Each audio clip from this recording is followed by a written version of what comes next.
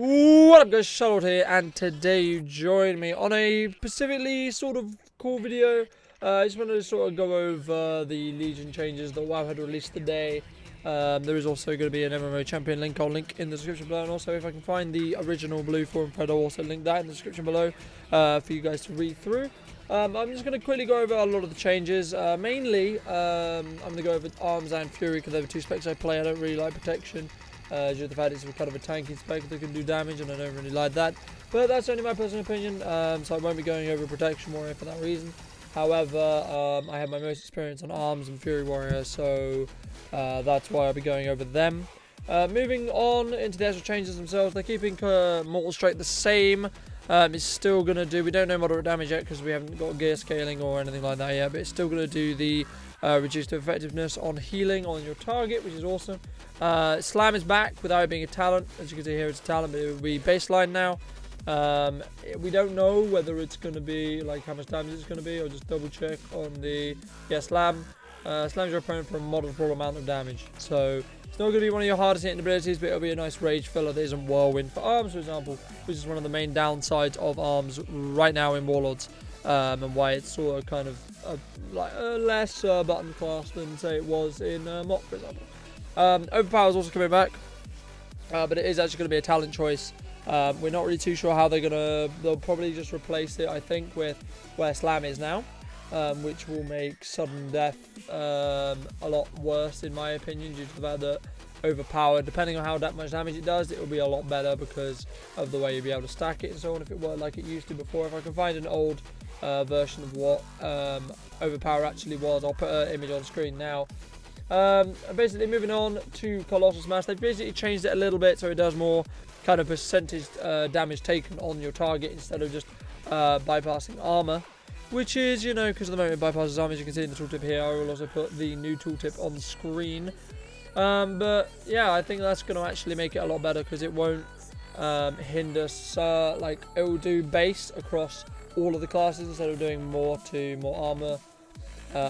Like, so warriors will be able to tank warriors close smash more than, say, a mage because of the amount of armor that they have and such by default. Moving on, execute is pretty much the same. Really, I don't know whether they're going to remove sudden death, but they may do. I would like them if they did, or if they changed it so it wasn't as strong as it is, but it may be the better 45 talent. There is a new passive, which I'll leave on screen now, which basically increases your damage with your slam, your whirlwind, and your execute by 20% per hit, and has a chance to, has a 20% chance to reset the cooldown of your Colossal Smash. So the kind of understanding that I have at the moment is Arms Warriors is going to be you do quite a lot of chunk damage, and you kind of need to keep your Colossal Smash off of cooldown, and there's many ways that you can buff your Colossal Smash.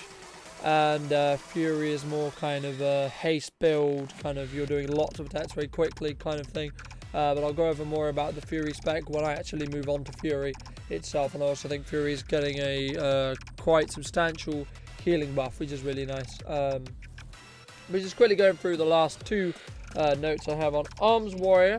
Basically, the mastery has been changed from instead of doing what it does now, which is increases your damage of your Mortal Strike, Colossal Smash, and Execute by 140%, that's mostly gear.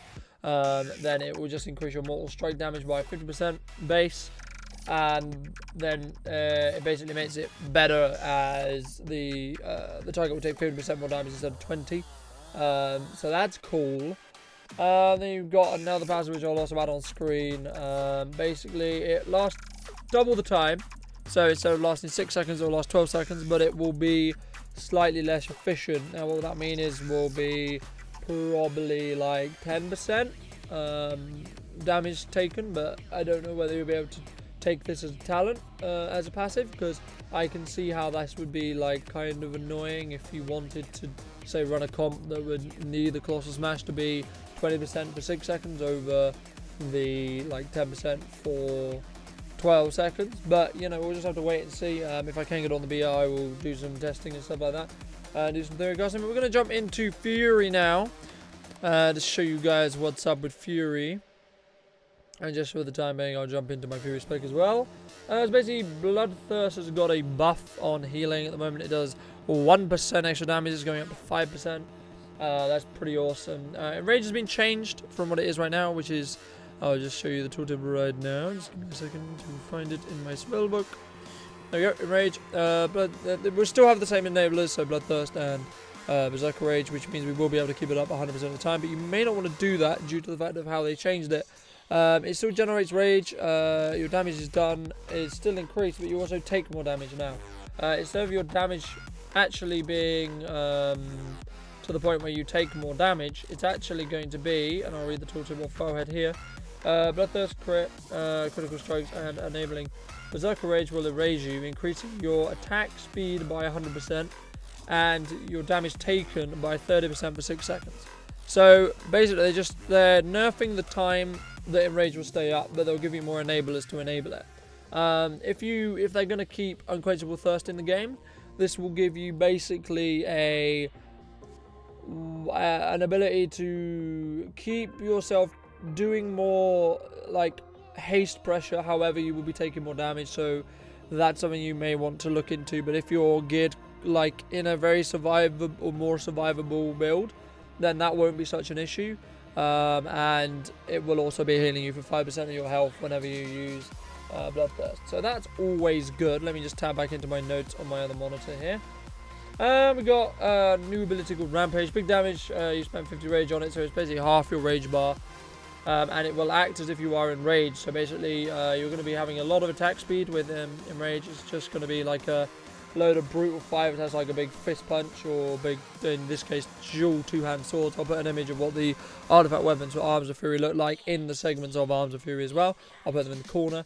But yeah, basically you'll be doing a lot of physical damage, but you'll also be taking damage, and your haste will be built as well on top of the enraged buff as well. So if you could probably stack haste, maybe.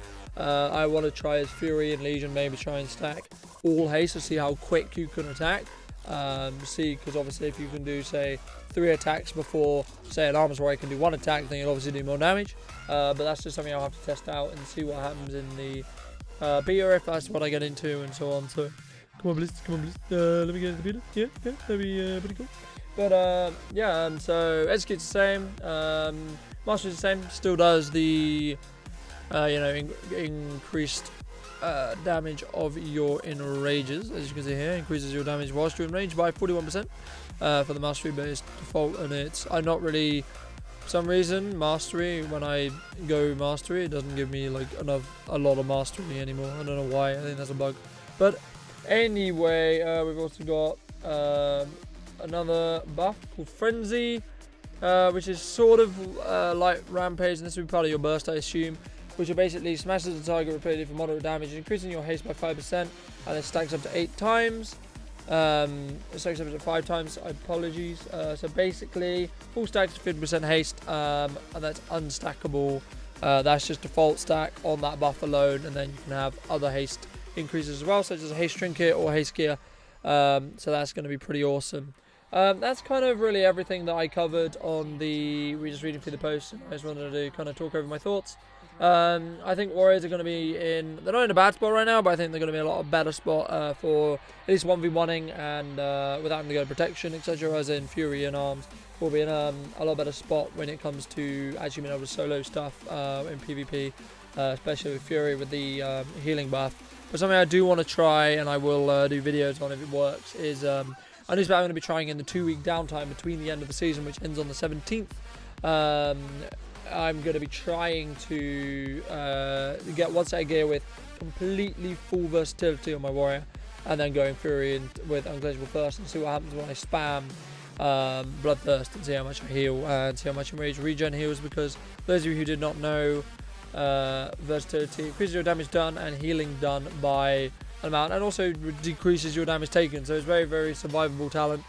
But I hope you guys enjoyed this video, and I hope you guys it helped you out, and I hope you guys are pumped for Arms and Arms Overpower and Slam coming back, because if you play Warrior before Warlords, and I think actually before Mop, I think it was removed in Kata, I can't remember, but I'll load that up and maybe put it in the description if I remember, or on screen now if I also remember when I'm editing it.